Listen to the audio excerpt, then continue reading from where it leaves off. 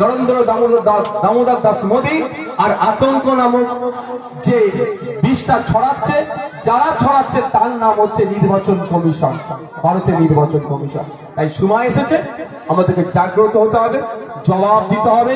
আগামী নির্বাচনে আমরা বুঝিয়ে দেব, আমার পরিবারের লোকের তুমি নাম কেটে আমাকে আতঙ্ক রেখেছে, তোমাকে ভোটের মাধ্যমে জবাব দিয়ে বাংলা থেকে মুক্ত করব বিজেমূলকে। আমরা এখানে যারা আছেন বলুন, আচ্ছা আপনাদের যদি কাউকে টাকা দেয় আপনারা কাউ বিজেপিকে ভোট দেবেন?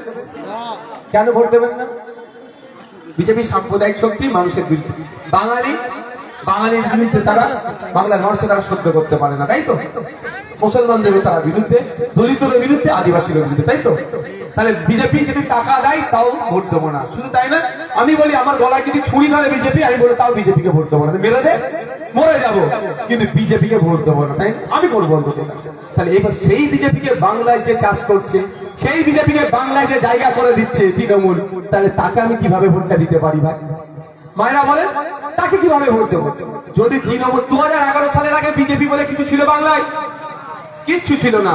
2011-তে তৃণমূল জিতলো, বিজেপি আসতে শুরু করলো। যদি পশ্চিম বাংলায় বিজেপিকে হারাতে চান, সর্বপ্রথম কাজ হবে গোডাউন, সাপ্লায়ার লাইনটা হচ্ছে তৃণমূলকে হারান, বিজেপি এমনি ঘরে চলে যাবে। তাই বক্তব্য শেষ করছি, আপনাদের আশা করতে পারি তো এবারে মার্জিনটা ডবল হবে। মায়েরা ইভিএম মেশিনের সামনে গিয়ে অন্য কোনো সুইচে হাত দেবেন না, থাম চিহ্ন দিয়াল লিখে যাও না, দিয়াল লিখে যাবি তো বলতে দেন। আপনারা দিয়াল লিখে দিন, যারা হুমকি দিচ্ছে তাদের নামে থানায় কমপ্লেন করুন, করে আমাদের কাগজটা দেন, তারপর আমি দেখছি কত বড় রাস্তা হয়েছে। হ্যাঁ, মারামারি আপনারা কাউকে মারতে যাবেন না, এই অনুরোধ আমার, আপনারা কাউকে মারবেন না, এটুকু অনুরোধ। তো মায়েরা আমি বক্তব্য শেষ করছি।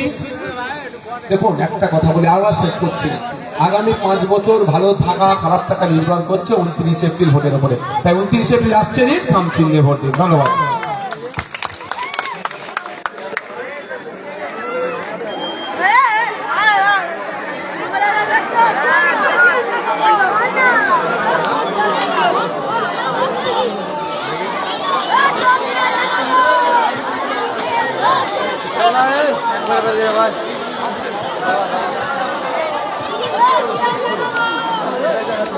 Gracias.